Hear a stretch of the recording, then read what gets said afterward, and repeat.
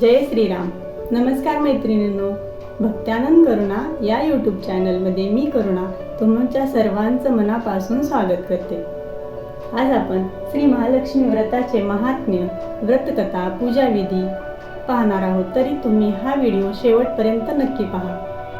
चॅनलवरती नवीन असाल तर सबस्क्राईब करा, बेल आयकॉनवरती क्लिक करा, म्हणजे तुम्हाला नवीन व्हिडिओचे नोटिफिकेशन मिळतील. तर हे व्रत का करायचे?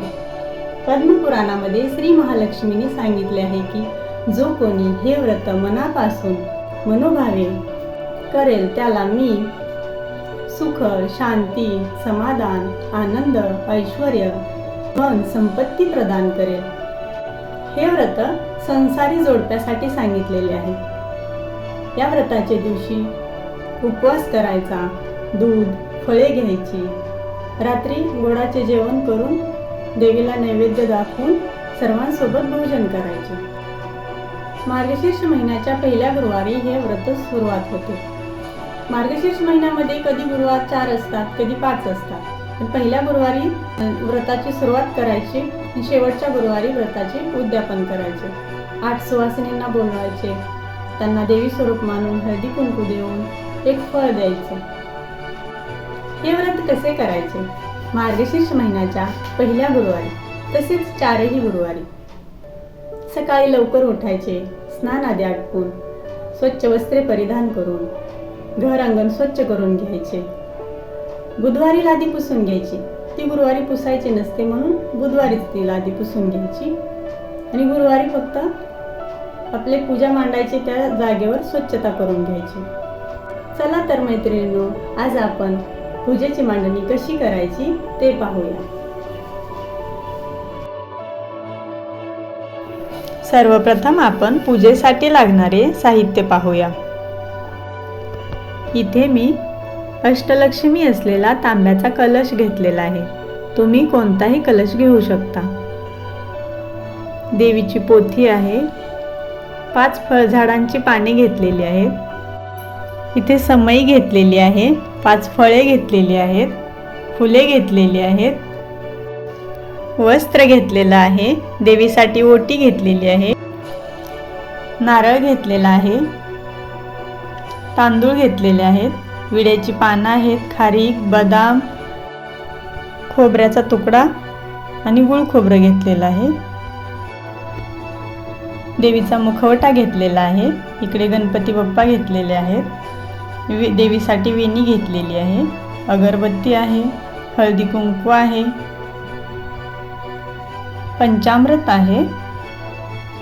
1 रुपयाचं नाणं, दुर्वा आणि सुपारी आहे.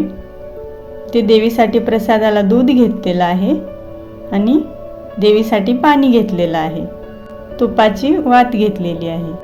चला आपण आता पूजेची मांडणी कशी करायची ते पाहू. इथे मी टेबल ठेवलेलाच होता, त्याच्यावरती मी पूजा मांडणार आहे. सर्वप्रथम आपण आता दिवा प्रज्वलित करूया. दिव्याला आसन द्यायचं आणि दिवा लावून घ्यायचा.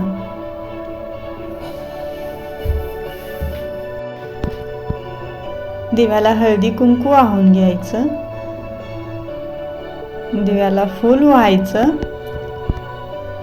आणि दिव्याला नमस्कार करायचा आणि आपल्या उजव्या हाताला येईल आणि देवाच्या डाव्या बाजूला असा दिवा प्रज्वलित करून ठेवायचा.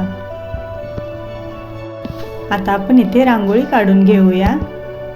इथे लक्ष्मीची पावलं असलेला छाप होता म्हणून तो मी मारून घेतला. त्याच्यावरती स्वस्तिक पण आहे. तुम्ही हातानेही रांगोळी काढू शकता आणि त्याच्यावरती हळदी कुंकू वाहू शकता. मी इथे लाल रंगाने रंग भरलेला आहे. देवीला लाल रंग आवडतो म्हणून मी लाल रंग भरलेला आहे. हळदी कुंकू वाहून घ्यायचं.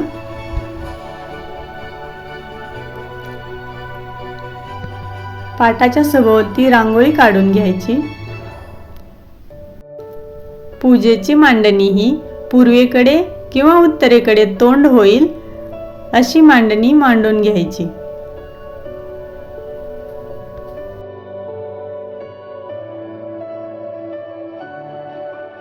आता आपण सर्वप्रथम गणपती बाप्पांना स्नान घालून घेऊया. 5 वेळा आपण पाणी घालून घ्यायचं. 5 वेळा पंचामृताने स्नान घालायचं आहे.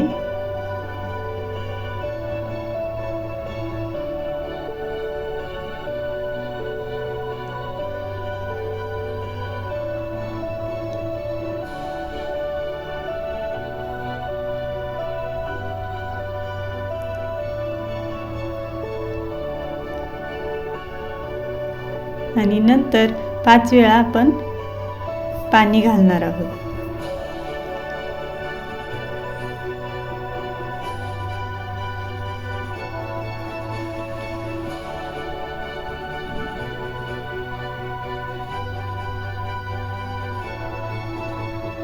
बाप्पांची मूर्ती स्वच्छ कपड्याने स्वच्छ पुसून घ्यायची.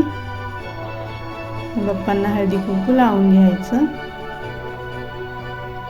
2 विड्याची पाने ठेवली आहेत, त्याच्यावरती तांदूळ ठेवले, त्याच्यावरती बाप्पांना विराजमान केलं.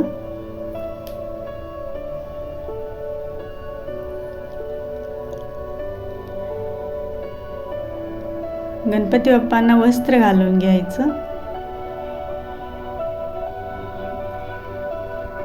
जास्वंदचं फूल वाहून घ्यायचं. दुर्वा वाहून घेतलेल्या आहेत मी इथे. आणि गुळ खोबऱ्याचा नैवेद्य दाखवला.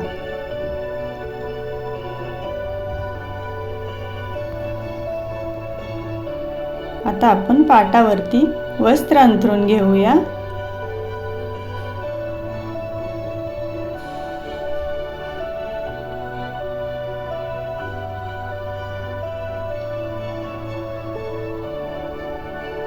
आपण देवीला स्नान घालून घेऊ. 5 वेळा पाणी घालायचं. त्यानंतर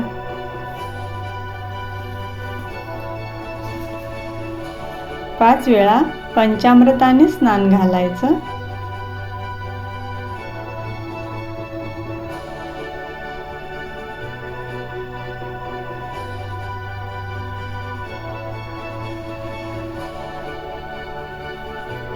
पाच वेळा नंतर पाण्याने स्नान घालायचं.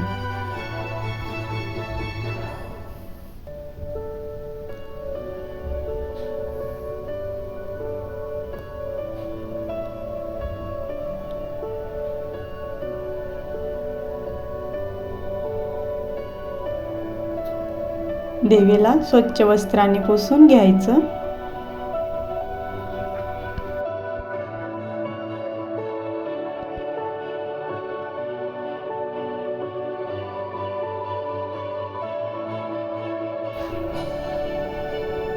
पाटावरती वर्तुळाकार तांदूळ अंथरून घ्यायचे.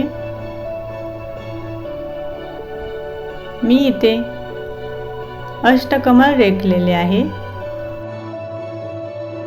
देवीला अष्टकमल खूप आवडते, ते तुम्हीही काढू शकता. कलशावरती हळदी कुंकवाने स्वस्तिक काढून घ्यायचं आणि 8 बोटे उठवून घ्यायची आणि तो कलश वर्तुळाकार तांदळावर ठेवून द्यायचा. आता त्याच्यामध्ये सुपारी, 1 रुपयाचं नाणं आणि दुर्वा घातल्या.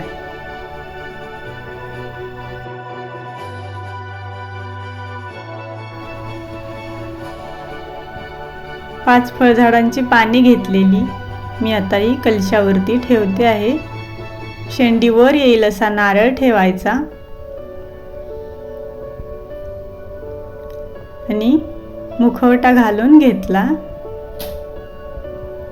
आता आपण दागिने देवीला घालून घेऊया.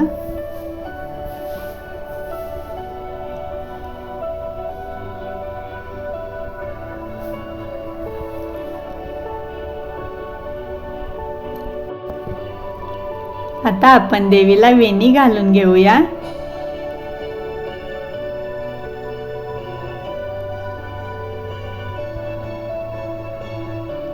देवीला हळदी कुंकू वाहून घ्यायचं. स्वतः आपण हळदी कुंकू लिहायचं.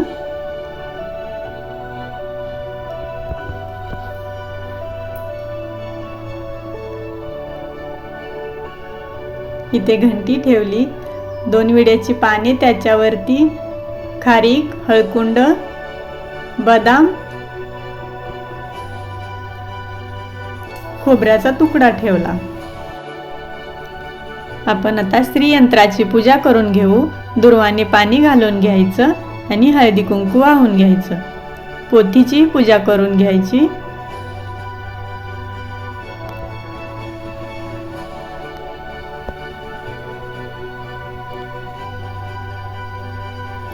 देवीला प्रसादासाठी 5 फळे ठेवायची.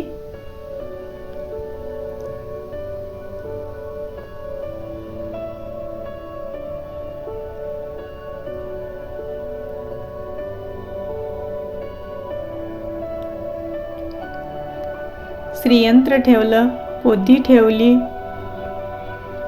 देवीसाठी ओटी ठेवली, ब्लाऊज पीस, तांदूळ, खारीक असं. देवीला फुले वाहून घेतली.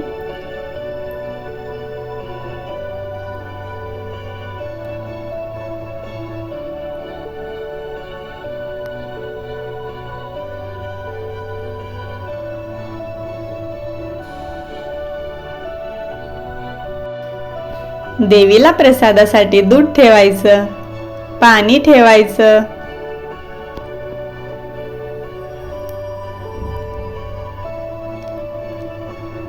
अगरबत्ती लावून घ्यायची.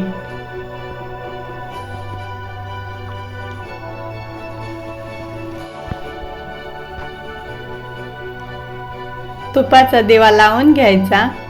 तुपाचा दिवा आपल्या डाव्या हाताला येईल आणि देवाच्या उजव्या हाताला येईल असा ठेवायचा. देवीचं नमनष्टक वाचून घ्यायचं. देवीची पोथी वाचून घ्यायची. रात्री देवीला गोडाचा नैवेद्य दाखवायचा. गाईसाठी गोग्रास काढायचा.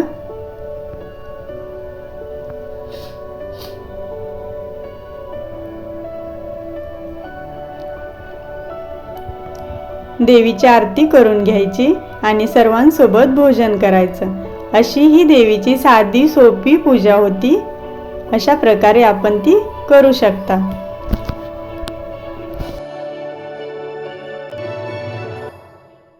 बेल आयकॉनवरती क्लिक करा आणि भक्ती आनंद करुणा चॅनलला सबस्क्राईब करा.